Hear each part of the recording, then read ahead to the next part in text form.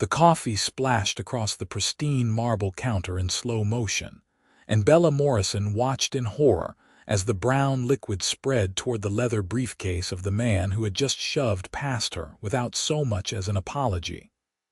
"Are you serious right now?" she snapped, grabbing napkins to stop the flood before it reached his bag. "You could at least say excuse me when you bulldoze through people." The man turned, and Bella found herself staring into the coldest pair of gray eyes she had ever seen. He was tall, well over 6 feet, with dark hair styled perfectly despite the early morning hour. His suit probably cost more than her monthly rent, and the watch on his wrist could have paid for her car twice over. "Perhaps you should watch where you stand," he said, his voice clipped and precise. "Some people have actual business to attend to." Bella felt her face flush with anger. "I was in line. You know, that thing civilized people form when they wait for coffee. Maybe you have heard of it." His jaw tightened, and for a moment she thought she saw something flicker in those ice-cold eyes, but it vanished as quickly as it appeared. "Next time, stand further from the counter if you cannot handle your beverage. It was your fault." Bella protested, but he had already turned away, collecting his espresso from the barista with a curt nod. He left without another glance in her direction, and Bella stood there fuming, her ruined latte dripping onto the floor. The barista, a kind-looking woman in her 50s, gave Bella a sympathetic smile. "Do not worry about him, honey. That is Grayson Cole. He comes in here every Tuesday morning, always in a mood. Let me make you a new drink on the house." Bella accepted gratefully, but the name stuck in her mind. Grayson Cole. She made a mental note to avoid him if she ever had the misfortune of seeing him again. That encounter was exactly 1 week ago, and Bella had almost managed to forget about it as she hauled the last box up the stairs to her new apartment. The building was beautiful, a renovated historic brownstone in a neighborhood she never thought she could afford. When she had seen the listing online, she had been certain it was too good to be true. A spacious one-bedroom with original hardwood floors, updated kitchen, and a rent that, while not cheap, was manageable on her event coordinator salary. The previous landlord had sold the building, and the new owner was apparently making some changes but keeping current tenants at their existing rates for now. Bella had never met the new landlord. All communication had been through a property management company. She was supposed to meet him today to sign some paperwork and get her new keys. She dropped the box in her living room and wiped the sweat from her forehead. Moving in August was a special kind of torture. Her phone buzzed with a text from her best friend Mara. "How is the new place? Send pictures."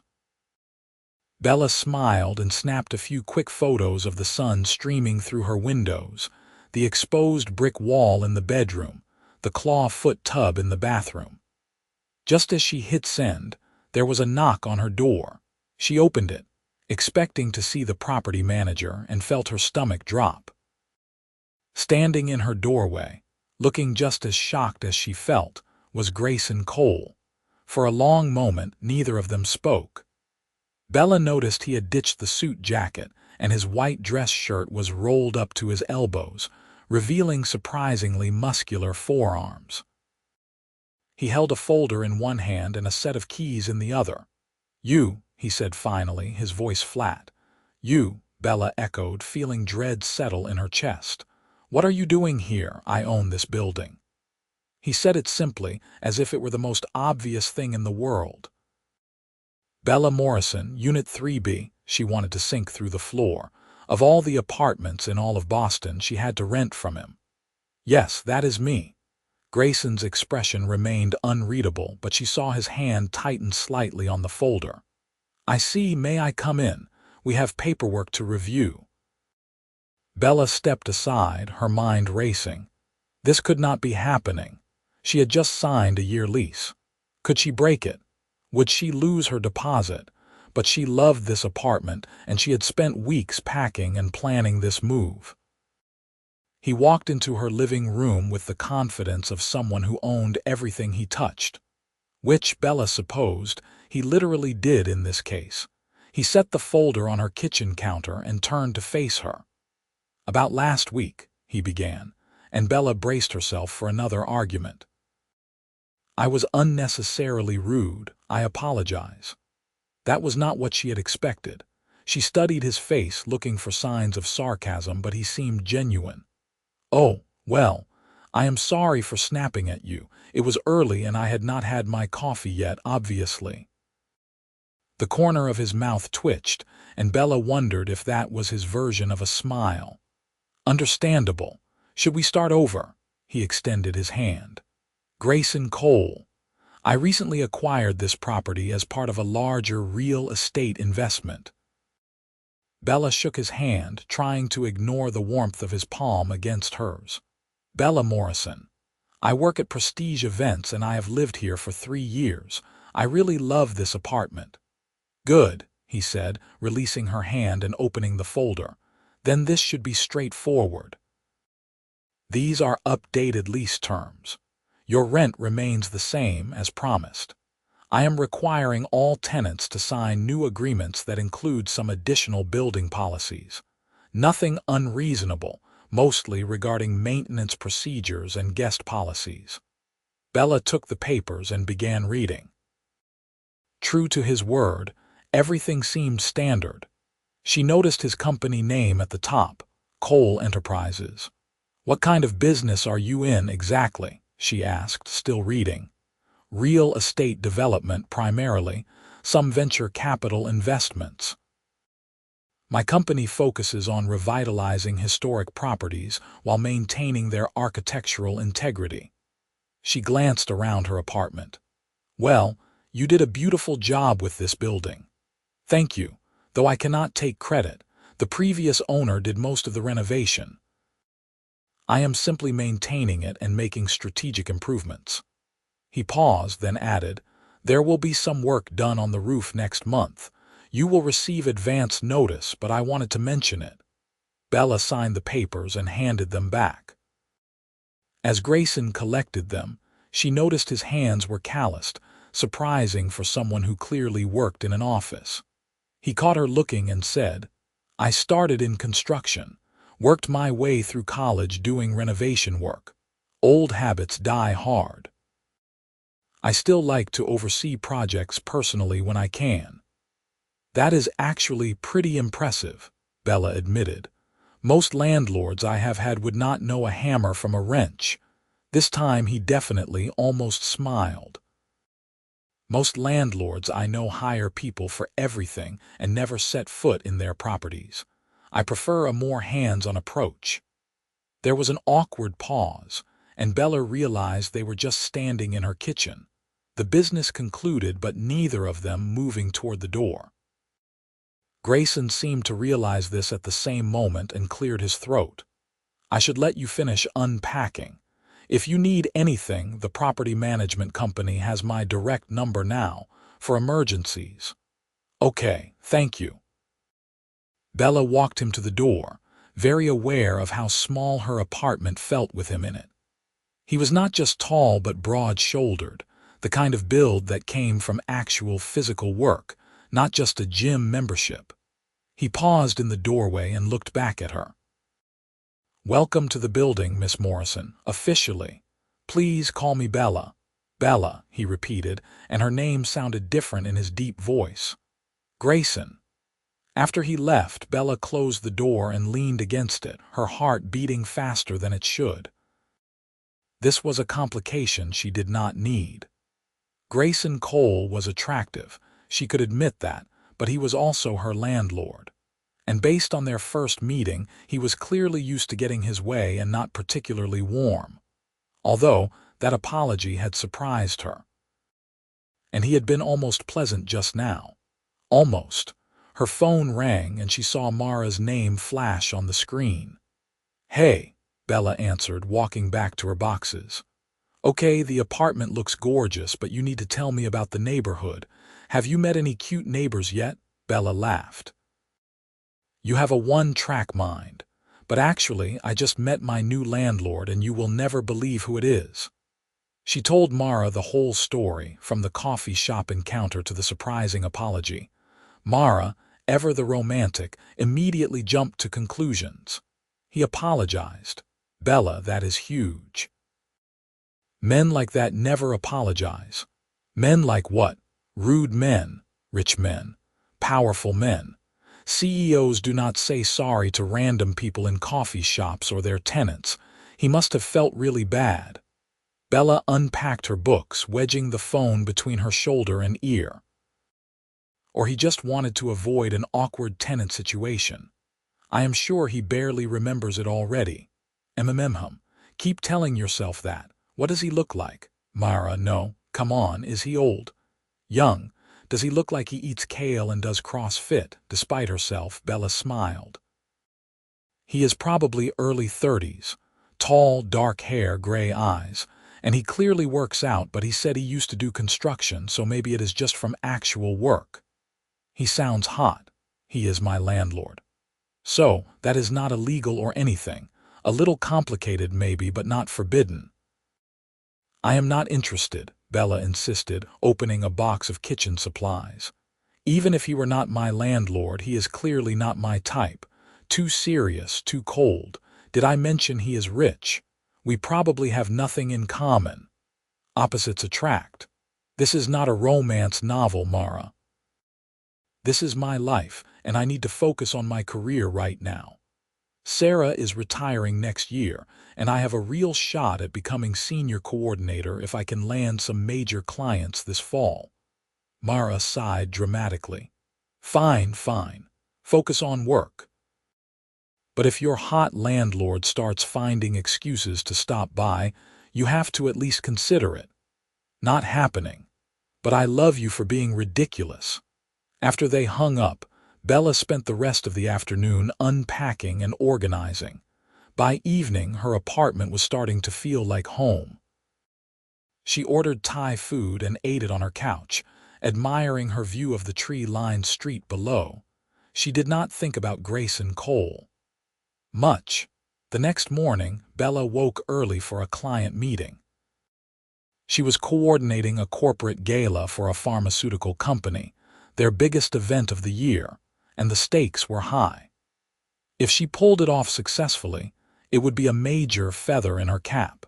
She dressed in her favorite navy dress and heels, grabbed her portfolio, and headed out. As she reached the lobby, she nearly collided with someone coming in the building entrance. Sorry, Grayson caught her elbow, steadying her. He was in running clothes, a sheen of sweat on his face, earbuds around his neck. We have to stop meeting like this, he said, and there was definitely amusement in his eyes now. Bella felt her cheeks heat. I was not watching where I was going. Early meeting. Important one, judging by the portfolio. He released her arm and she missed the warmth immediately, which was absurd. Corporate gala, potentially my biggest event yet. Good luck. He seemed like he was about to say something else but changed his mind. Have a good day, Bella. You too. She walked to her car feeling flustered and annoyed with herself. This was exactly what she did not need. Grayson was being perfectly pleasant, professional even, and here she was getting butterflies like a teenager. The meeting went well. The client loved her ideas for the venue and theme, and by the time Bella returned to the office, she had a signed contract, and her boss, Sarah, was beaming with pride. This is exactly the kind of account that will set you up for the promotion, Sarah said, perched on the edge of Bella's desk. Between you and me, the board has already indicated they want someone young and innovative to take over when I retire. You are my top choice, but you need to prove you can handle the pressure of these high-profile events. I will not let you down, Bella promised. The next few weeks fell into a rhythm. Bella threw herself into work, coordinating vendors, designing layouts, managing a million tiny details. She saw Grayson occasionally in passing, usually early morning when he was returning from runs or late evening when he was checking on something in the building. They exchanged pleasantries, nothing more, until the night her ceiling started leaking. Bella was working late at her kitchen table, reviewing seating charts when she heard the drip. She looked up and watched in dismay as water began to fall from a growing dark spot in her ceiling.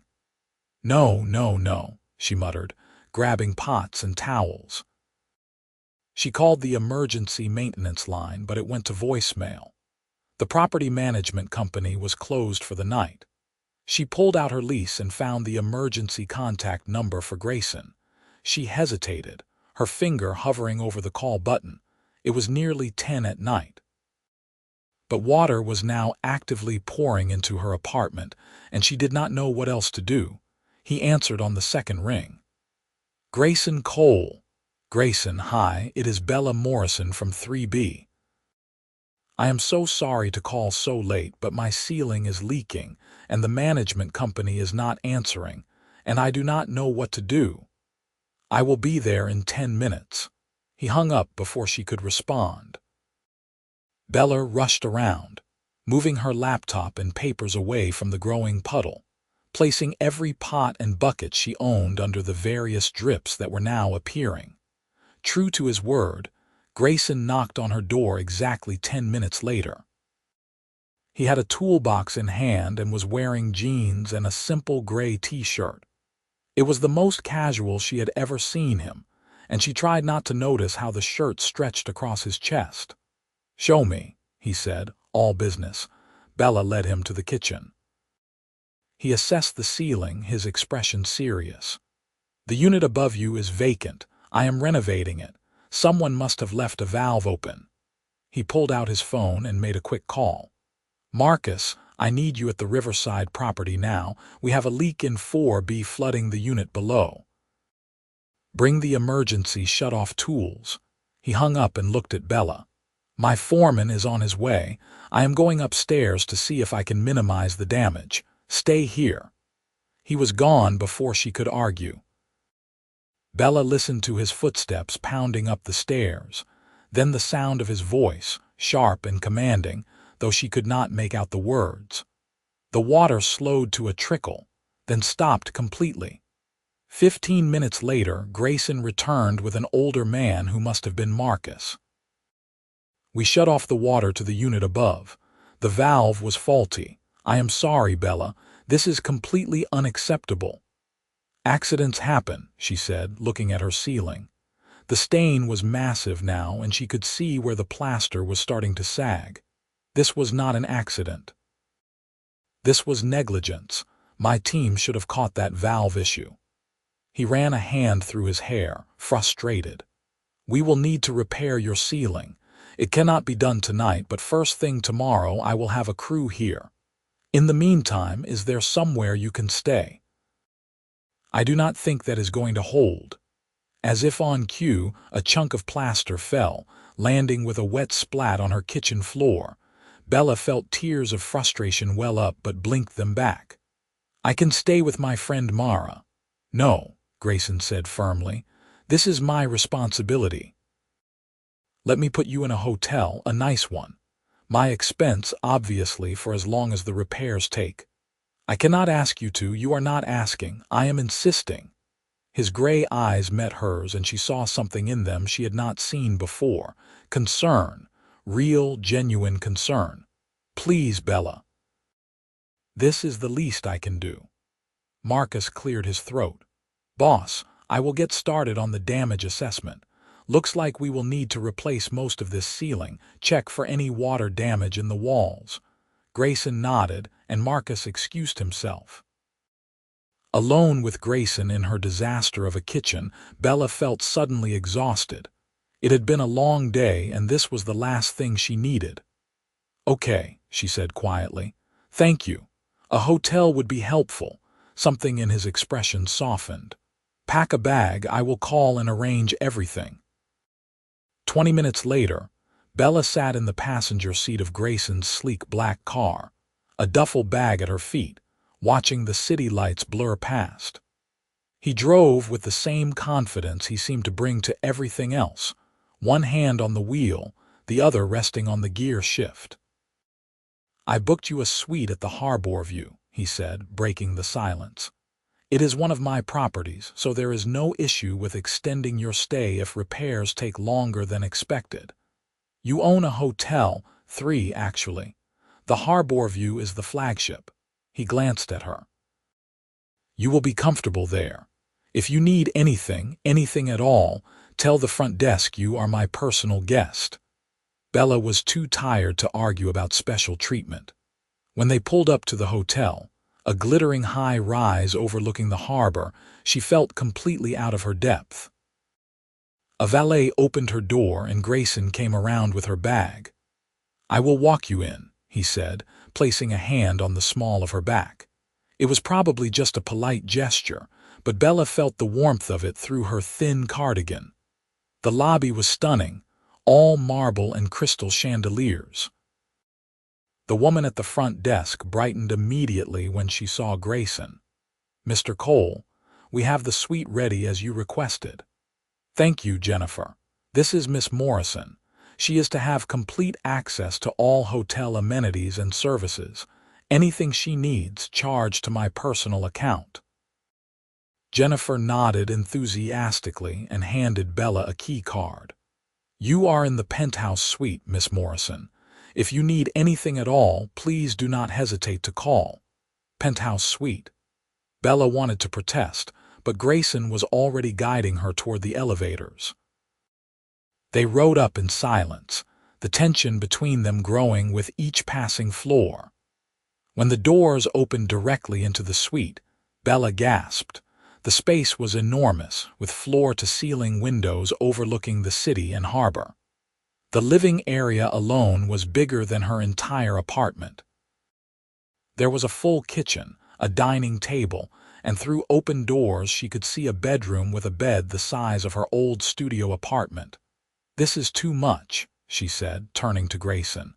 "I could just stay in a regular room. This is a regular room for me." He set her bag down.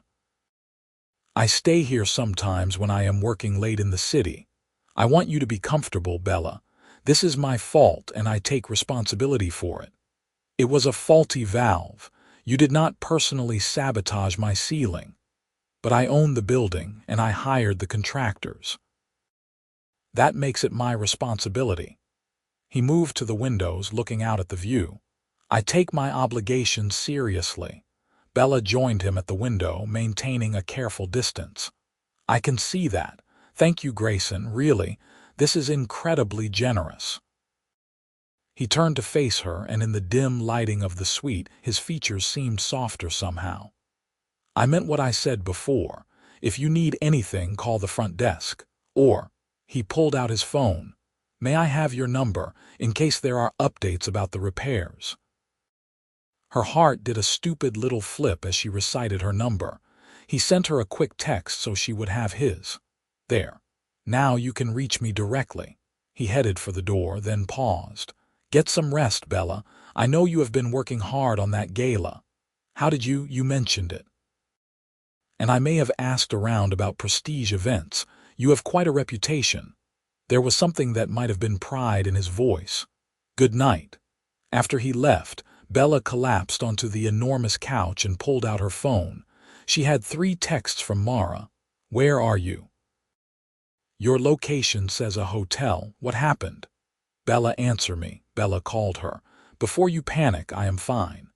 My ceiling started leaking and Grayson put me up in a hotel while they fix it."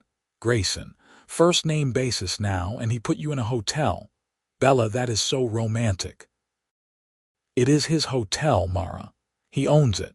This is probably some standard landlord insurance thing." "Then, why did he not just send a car service and have the front desk check you in? Why did he personally drive you and walk you up?" Mara's voice was thick with implication. Bella looked around the penthouse suite. "I do not know, because he felt bad, or because he likes you. I am hanging up now. Wait, seriously though, are you okay? That sounds stressful." Bella sighed. Yeah, I am okay, just tired. And I have a million things to do for this gala, and now I am going to be displaced for who knows how long. At least you are displaced somewhere nice. Get some sleep, babe. Things will look better in the morning. After they hung up, Bella explored the suite more thoroughly. The bathroom had a soaking tub and a shower with about 15 different jets. The bedroom closet was bigger than her kitchen. She found a robe with the hotel logo and a basket of luxury toiletries. She drew a bath, poured in some lavender oil from the basket, and tried to relax. But her mind kept drifting to Grayson. The way he had sprung into action immediately. The concern in his eyes, the warmth of his hand on her back. Stop it, she told herself firmly. He is your landlord. He is a CEO. He is just being responsible. It does not mean anything. But as she sank deeper into the hot water, she could not quite convince herself that was true. The next morning, Bella woke to sunlight streaming through the massive windows. For a moment, she forgot where she was, then the events of the previous night came rushing back. She checked her phone and saw a text from Grayson, sent at 7 in the morning. Crew is at your apartment now. I will keep you updated on progress. Breakfast is available in the restaurant downstairs. Tell them your room number. She texted back a quick thank you and got ready for work. Downstairs, the restaurant was bustling with business travelers and tourists. When Bella gave her room number, the hostess practically fell over herself to seat Bella at a prime table by the window. Mr. Cole has arranged for you to have full breakfast privileges, the hostess said. Please order whatever you would like. Bella felt self-conscious but ordered coffee and an omelet. As she ate, she reviewed her notes for the gala. It was 6 weeks away now and everything was coming together beautifully. The venue was booked, the caterer confirmed, the entertainment lined up. She just needed to finalize the decor and seating arrangements. Her phone buzzed. Another text from Grayson. The ceiling damage is worse than I thought. Going to need at least a week for proper repairs and drying time. Is the hotel acceptable for that long? She stared at the message. A week in a penthouse suite. This was getting ridiculous, but what choice did she have? Her apartment was uninhabitable. The hotel is more than acceptable, she typed back. But are you sure about this? I could stay with my friend. His response came quickly.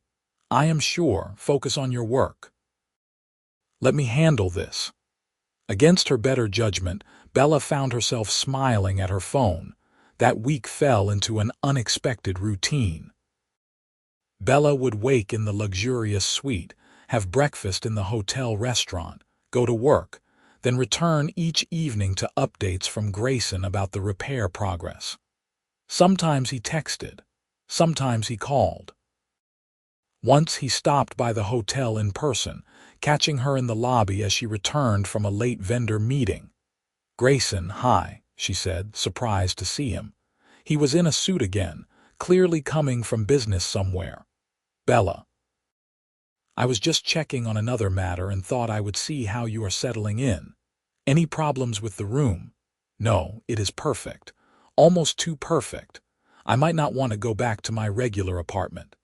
He smiled, a real smile that transformed his usually serious face. The repairs are going well. Another few days and you should be able to move back. We are putting in a completely new ceiling, better than before.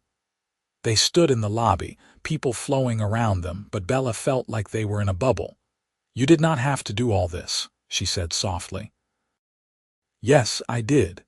His gray eyes held hers. You are my tenant, but also. He trailed off, seeming uncertain for the first time since she had met him. Also what? Also, I would feel terrible if you were uncomfortable because of something that happened in my building. To anyone, but especially to you, especially to her. What did that mean? Before she could ask, someone called his name and the moment broke. A tall blonde woman in an elegant suit approached, her heels clicking on the marble floor. Grayson, there you are. We are waiting for you in the conference room." "I will be right there, Patricia," he turned back to Bella. "I have to go, business dinner, but I will keep you updated." Bella watched him walk away with the blonde woman, feeling an uncomfortable twist in her stomach that she absolutely was not going to examine too closely. Mara, of course, had other ideas when Bella called her that night. She was probably just a colleague.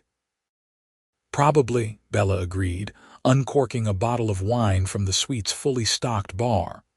"Not that it matters, right? Not that it matters. Except you sound jealous." "I do not sound jealous." "Bella, babe, come on, you like him. Just admit it." Bella poured the wine and curled up on the couch. "Fine. Maybe I find him attractive. Maybe I have enjoyed talking to him this week. Maybe I got a weird feeling when I saw him with that woman. But it does not matter, Mara. He is my landlord. He is probably just being nice because he feels guilty about the ceiling. And even if he were interested, which I seriously doubt, I need to focus on this gala. I cannot afford distractions. Life is more than work, Bella. Easy for you to say. You already have the promotion you wanted." Mara worked in marketing and had recently been made director of her department. She meant well, but she did not understand the pressure Bella was under. This gala had to be perfect. 2 days later, Bella got the text she had been both hoping for and dreading. "Repairs complete. Apartment is ready. I had my team clean everything thoroughly. You can move back whenever you are ready." She packed her bag that evening, feeling oddly sad to leave the penthouse suite. It had been a strange, surreal week, but also kind of wonderful. She had felt pampered and cared for in a way she was not used to. When she returned to her apartment, she stood in the doorway and gasped. The ceiling was not just repaired. It was beautiful, with new molding and a fresh coat of paint that made the whole kitchen look brighter. The walls had been repainted too, and her hardwood floors gleamed. There was a note on the counter in bold, masculine handwriting. "Welcome home. Again. My apologies for the inconvenience." Next to the note was a bottle of expensive wine and a gift card to her favorite Thai restaurant. Bella felt tears prick her eyes. This was more than just good landlord behavior. This was thoughtfulness. This was care. She pulled out her phone and called him before she could second-guess herself. "Bella," he answered immediately. "Is everything okay with the apartment?" "It is more than okay." "Grayson, you did not have to do all this. The paint, the molding, the gifts." "I wanted to." His voice was warm. "Do you like it?" "I love it, but I feel like I should do something to thank you." There was a pause. Then, carefully, he said, "You could have dinner with me." Bella's heart stuttered. "Dinner?" "Yes, not as your landlord, just as." Another pause. "As someone who would like to get to know you better, if you are interested." She thought about all the reasons she should say no, the professional boundary, her focus on work. The fact that she barely knew him. But then she thought about his smile in the hotel lobby, his concern when her ceiling leaked, the way he said her name.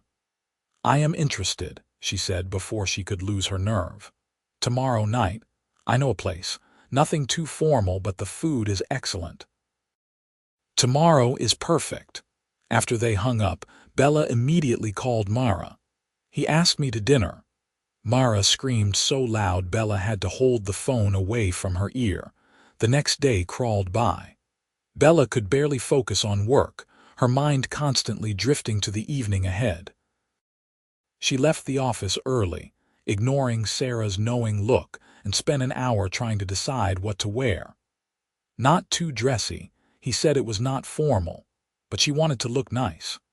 She finally settled on a burgundy wrap dress that hugged her curves and black heels.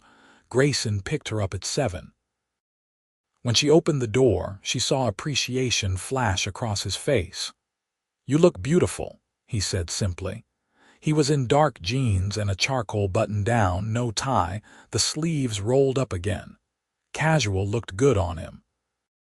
The restaurant he took her to, was a small Italian place tucked away in the North End, the kind of spot only locals knew about. The owner greeted Grayson by name and showed them to a quiet corner table. "I hope you like Italian," Grayson said as they sat down. "This place has been here for 40 years. Best homemade pasta in the city." "It is perfect," Bella assured him. They ordered wine, and as they waited for their food, Bella found herself finally relaxing.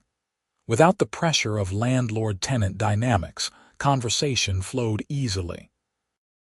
She learned that Grayson had grown up in a working-class neighborhood, the son of a single mother who worked 2 jobs to support him and his sister.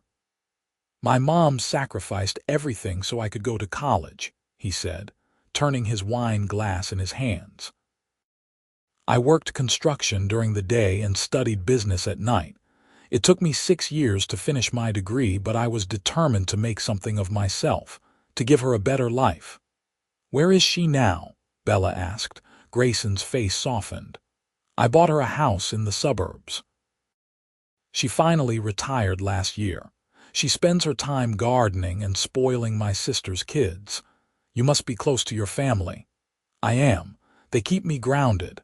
My sister Claire is always telling me I work too much," he grinned. "She is probably right." Bella told him about her own family, her parents who lived in Vermont, her younger brother who was in graduate school.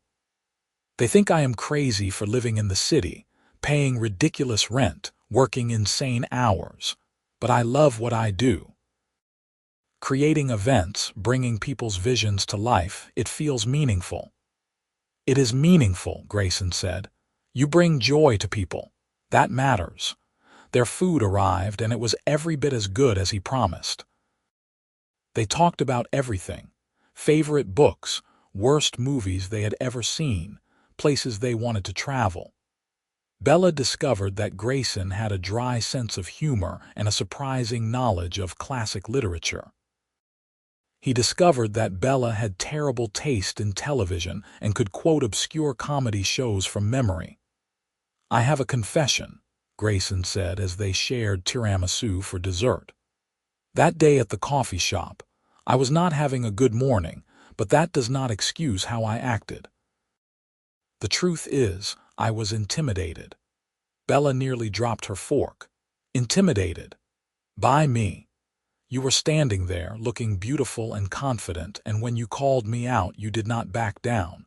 Most people in my life either try to impress me or avoid confrontation altogether. You were refreshingly honest." He met her eyes. "It threw me off balance. So you acted like a jerk." But she was smiling. "I acted like a jerk," he agreed. "I am better when I am not caffeinated and rushed.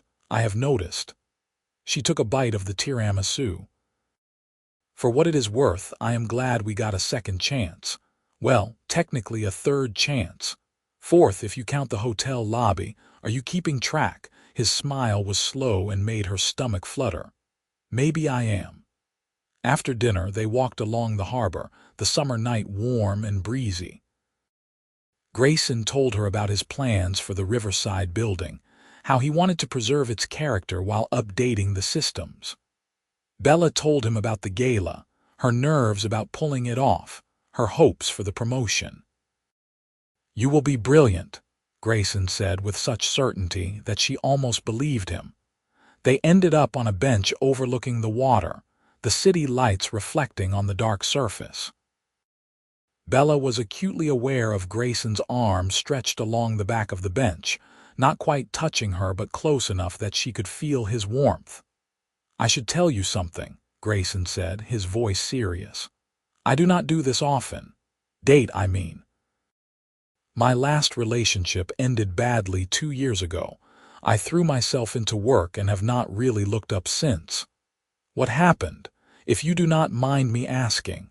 "She wanted the lifestyle, not me. When she realized I was more interested in rehab projects than high society events, she found someone more suited to her ambitions." He did not sound bitter, just matter of fact. "It taught me to be careful, to make sure someone is interested in who I am, not what I have." Bella turned to face him.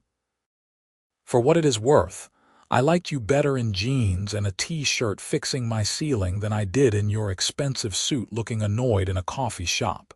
He laughed, and the sound was rich and genuine. "I will keep that in mind." And, Bella continued, emboldened by the wine and the romantic setting, "I agreed to this dinner before I knew you owned hotels and had a sister with kids and read classic literature. I said yes because you were kind when my ceiling leaked, and you apologized for being rude, and you looked at me like I mattered." Something intense flashed in Grayson's eyes. He lifted his hand from the bench and gently tucked a strand of hair behind her ear, his fingers lingering on her cheek. "You do matter, Bella." When he kissed her, it was soft and questioning, giving her every opportunity to pull away. But Bella leaned in instead, her hand coming up to rest on his chest, feeling his heart beating as fast as hers. The kiss deepened, and she felt the carefully controlled passion underneath his calm exterior. When they finally broke apart, both slightly breathless, Grayson rested his forehead against hers. "I have wanted to do that since the hotel lobby," he admitted. "Me too," Bella whispered. He drove her home and at her door kissed her again, slower this time, more thoroughly. When he pulled back, his voice was rough. "Have dinner with me again. Soon." "Tomorrow," Bella suggested, then felt her cheeks flush. "Sorry, that sounds desperate. Tomorrow is perfect." He kissed her forehead. "Good night, Bella." She floated into her apartment, feeling like a character in one of those romance novels Mara loved. This was crazy, it was too fast, and yet it felt right in a way nothing else had in a long time. Over the next few weeks, Bella split her time between preparing for the gala and spending every possible free moment with Grayson. They fell into an easy rhythm. He would stop by after her long work days with takeout and would listen while she talked through seating arrangements and vendor issues. She would meet him at construction sites, wearing a hard hat and watching him direct his crew with competent authority. She met his sister Claire, a funny woman with 2 energetic kids who immediately decided Bella was the best thing ever because she knew how to make balloon animals from her event planning days. Claire pulled Bella aside while Grayson was playing with the kids in the backyard. "I have never seen him like this," Claire said, watching her brother with a soft expression. "He is different with you, lighter, happier." "He is pretty great," Bella admitted. "He is also intense and work-obsessed and terrible at expressing emotions," Claire said with sisterly bluntness. "But he has the biggest heart of anyone I know. If he cares about you, and I can see that he does, he will move mountains for you." Bella thought about that conversation as the gala drew closer. Grayson had indeed moved mountains, not by trying to take over or fix things, but by being present. By believing in her, by showing up. The night before the gala, Bella was at the venue, obsessively checking every detail when Grayson appeared with coffee and sandwiches. "You need to eat," he said firmly, "and then you need to go home and sleep. Everything is ready, Bella. It is going to be perfect. What if something goes wrong? What if the caterer is late or the band does not show?" Or he put his hands on her shoulders, grounding her.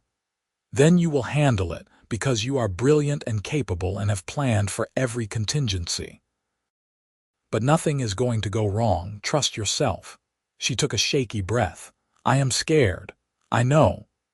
He pulled her into his arms and she let herself lean into his strength. "But I believe in you. Your boss believes in you. You have got this." The night of the gala, Bella arrived early, her stomach in knots. But as the evening unfolded, everything clicked into place like a perfectly choreographed dance. The guests arrived and raved about the decor. The food was exquisite. The entertainment was flawless. The pharmaceutical company's CEO personally sought Bella out to congratulate her on an exceptional event. She spotted Grayson in the crowd, looking devastatingly handsome in a tuxedo. He had come as a guest of one of the company board members he knew through business. When their eyes met across the room, he mouthed, "I told you so." And she had to suppress a laugh later, after the formal program ended and people were mingling. Grayson found her near the bar. "You were incredible tonight," he said, his voice warm with pride. "Everyone is talking about what an amazing job you did." "I could not have done it without your support," Bella said honestly.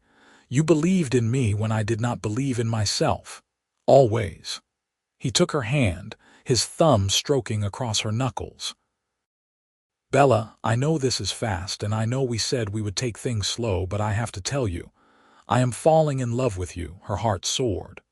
"Grayson, you do not have to say it back," he continued quickly. "I just needed you to know you have changed everything for me. You make me want to be better, do better, not for business or success, but just to be worthy of you." Bella felt tears threatening to ruin her mascara. "You are worthy, and I am falling in love with you too. I think I started that night you fixed my ceiling and called your foreman at 10 o'clock.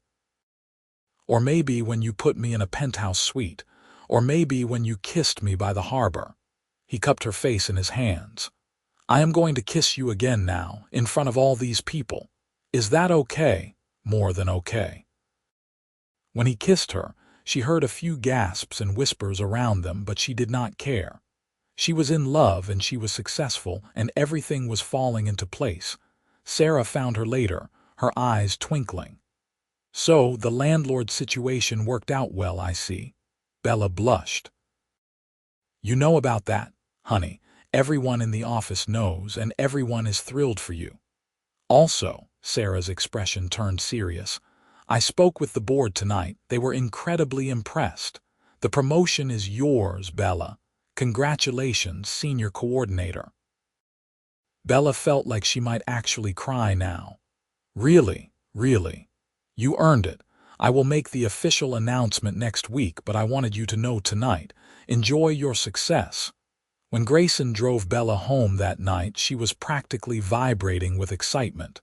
"I got the promotion. Sarah told me it is officially happening." "That is incredible." Grayson pulled over to the side of the road, unable to contain his own excitement. "I am so proud of you."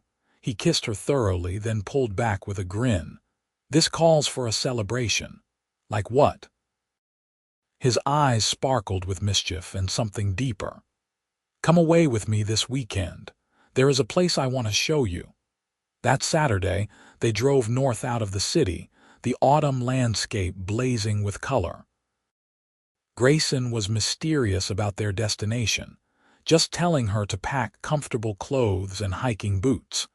They ended up at a beautiful lake house nestled in the mountains. It was rustic but charming, with a stone fireplace and a deck overlooking the water. "This is mine," Grayson explained as they brought in their bags.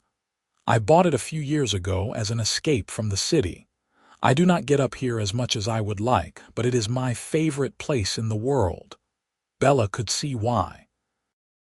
The house was cozy and personal in a way his polished city apartment was not. There were family photos on the mantel, well-worn books on the shelves, and a blanket thrown over the couch that looked hand-knitted. "My mom made that," Grayson said, following her gaze. "First winter I had this place. She was worried I would freeze." They spent the weekend hiking, cooking together, and talking for hours by the fire. Grayson opened up about his childhood, the struggles and the dreams that drove him. Bella shared her own fears and hopes, her desire to build something meaningful in her career, her worry that she was not good enough. "You are more than good enough," Grayson said fiercely. "Bella, you could do anything. Your talent, your work ethic, your creativity, it is all remarkable. But what I love most is your heart. The way you care about people, the way you light up when you talk about making events special for others. That is what makes you extraordinary." On Sunday afternoon, as they sat on the deck watching the sun set over the lake, Grayson pulled her close. "I want you to know something," he said. "This is not a fling for me. I am in this, Bella, completely. I know we have only been together a couple of months, but I have never been more certain of anything." Bella turned in his arms to face him. "I am in this too. You make me feel brave and capable and loved. I cannot imagine my life without you anymore." "Good." He kissed her nose. "Because I am not going anywhere." They returned to the city Sunday night, and reality came crashing back. Bella dove into her new role as senior coordinator, taking on bigger clients and more responsibility. Grayson was deep in negotiations to acquire another property, a historic theater that he wanted to restore. Their schedules were insane, but they made it work, stealing moments when they could. One evening in late October, Bella was working late at the office when Grayson texted, "Come outside, I have a surprise." Confused, Bella grabbed her coat and went down to the street. Grayson was there, leaning against his car with a grin. "Get in," he said. "Grayson, I have so much work. It will still be there tomorrow. Tonight you are coming with me." Too intrigued to argue, Bella got in the car. He drove them to a beautiful old building she did not recognize, its facade lit up against the dark sky. "Is this the theater?" she asked. "It is. The deal just closed this afternoon. I wanted you to be the first person I showed." He produced a key with a flourish. "Want a private tour?" Inside, the theater was breathtaking even in its state of disrepair. The original seats were still intact, though worn. The stage was dusty but grand. The ceiling had ornate plasterwork that must have been stunning in its heyday. "Grayson, this is incredible," Bella breathed, turning in a slow circle. "I am going to restore it," he said, his voice echoing in the empty space. "Bring it back to life as a venue for performances, events, maybe even film screenings. It is going to take at least a year, but when it is done, it will be something special." He took her hand and led her onto the stage. Under the ghost light, the single bulb that theaters traditionally leave on, he turned to face her. "I have been thinking about this for weeks," he said. "About timing and whether it is too soon and what makes sense. But then I realized that with you, everything makes sense. You make sense." Bella's heart started to pound. "Grayson, what are you?" He dropped to one knee, pulling a small box from his pocket. "Bella Morrison, you walked into my life arguing with me over spilled coffee, and you have been challenging me and inspiring me and making me better ever since. I love your passion, your kindness, your terrible taste in TV shows. I love the way you care about every detail, the way you believe in people, the way you make me want to be the man you see when you look at me. I am asking you to be my wife, to build a life with me, to let me spend every day proving that you made the right choice. Will you marry me?" The ring was beautiful, a simple but elegant diamond that caught the light, but Bella barely saw it through her tears. "Yes," she said, her voice breaking. "Yes, of course, yes." He stood and swept her into his arms, spinning her around on the empty stage. When he set her down and slid the ring onto her finger, it fit perfectly. "I love you," she said, cupping his face in her hands. "I love you so much, Grayson Cole." "I love you too," he murmured against her lips. "My Bella, my love, my future wife." They stayed on that stage for hours, making plans and dreaming about the future. Grayson wanted to get married at the lake house, small and intimate with just family and close friends. Bella wanted a spring wedding with wildflowers and homemade food. They agreed on everything important and laughed about the details they would figure out later. When they finally left the theater, Bella looked back at the building. "This is where we got engaged. This theater." "You are going to have to put up a plaque or something," Grayson laughed. "Deal. And when it is restored, you can coordinate the grand opening event." "I would love that." The next morning, Bella called her parents to share the news. Her mother cried happy tears. Her father asked to speak to Grayson and gave his blessing, which made Bella cry too. Then she called Mara, who screamed so loud Bella had to hold the phone away from her ear for the second time in their friendship. "I knew it," Mara crowed. "From the moment you told me about the coffee shop incident, I knew you two were meant to be." "You thought he was a jerk," Bella reminded her. "A hot jerk who you could not stop talking about. That is different. Oh my God, Bella, I am so happy for you." Planning a wedding while managing a demanding new job and dealing with Grayson's equally busy schedule was challenging, but they made it work. Claire offered to help with planning, and Bella's mother came down from Vermont several times to go dress shopping and taste cakes. The months flew by in a blur of vendor meetings and site visits and stolen quiet moments. Grayson surprised Bella with a puppy in December, a golden retriever they named Scout. Bella surprised Grayson with tickets to see his favorite band in January. They moved in together in February, choosing a beautiful townhouse with a yard for Scout and space for both of them to work from home when needed. On a Saturday in April, with the lake house gardens blooming with tulips and daffodils, Bella and Grayson stood before their closest family and friends and promised to love each other for the rest of their lives. Bella wore a simple white dress that flowed in the breeze. Grayson wore a navy suit and could not stop smiling. Claire was the maid of honor, and Grayson's best friend Marcus from the construction crew was the best man. When the officiant asked if anyone objected, Scout barked, making everyone laugh. "I think that was approval, not an objection," Grayson joked. When they exchanged rings, Bella felt overwhelmed by the rightness of it all. This man, this beautiful, complicated, caring man who had started as a cold CEO in a coffee shop and become her everything.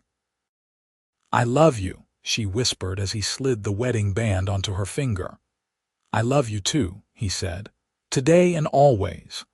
Their first dance was to a song they had discovered together, slow and romantic. Grayson held her close, his cheek against hers, and Bella thought about the journey that had brought them here. The anger in a coffee shop, the awkward reunion in her apartment, the leak that had brought them together. Every stumble and misstep had led to this perfect moment. "What are you thinking about?" Grayson murmured. "Spilled coffee," she admitted and felt him laugh. "Best accident I ever made." "Second best," Bella corrected. "The best one was buying my building." "Fair point." He pulled back to look at her, his gray eyes warm with love. "Thank you for arguing with me. Thank you for giving me a second chance. Thank you for loving me. Thank you for apologizing. Thank you for fixing my ceiling. Thank you for loving me back." They honeymoon in Italy, eating too much pasta and exploring ancient cities, and making love in hotel rooms with views of the Mediterranean. When they returned to Boston, tanned and happy, they settled into married life with surprising ease. The theater restoration was completed that fall, a stunning achievement that garnered press attention and community praise. Bella coordinated the grand opening gala, a spectacular event that showcased both the venue and her skills. The night was a triumph, and as she stood with Grayson watching people enjoy the space they had brought back to life together, she felt a deep sense of contentment. "This is what I wanted," Grayson said, his arm around her waist. "Not just a successful business, but something meaningful. Something that matters to the community." "You are doing that," Bella assured him. "You are making a difference." "We are making a difference," he corrected. "I could not have done any of this without you." A year into their marriage, Bella found out she was pregnant. They had been trying, so it was not a complete surprise, but the joy was overwhelming. Grayson cried when she showed him the positive test, then immediately started planning how to convert their spare room into a nursery. Their daughter Emma arrived on a snowy January morning, small and perfect with Grayson's dark hair and Bella's blue eyes. Watching her husband hold their baby for the first time, Bella felt her heart expand with a love she had not known was possible. She is beautiful, Grayson whispered, his finger tracing Emma's tiny hand, just like her mother. She has your nose, Bella said, exhausted but happy. Poor kid.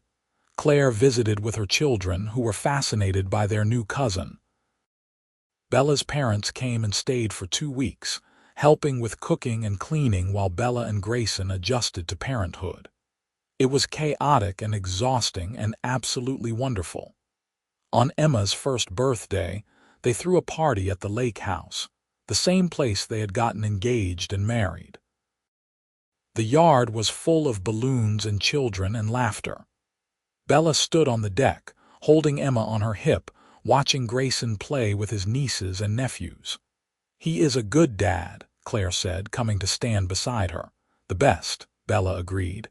"I knew he would be, but seeing it is something else.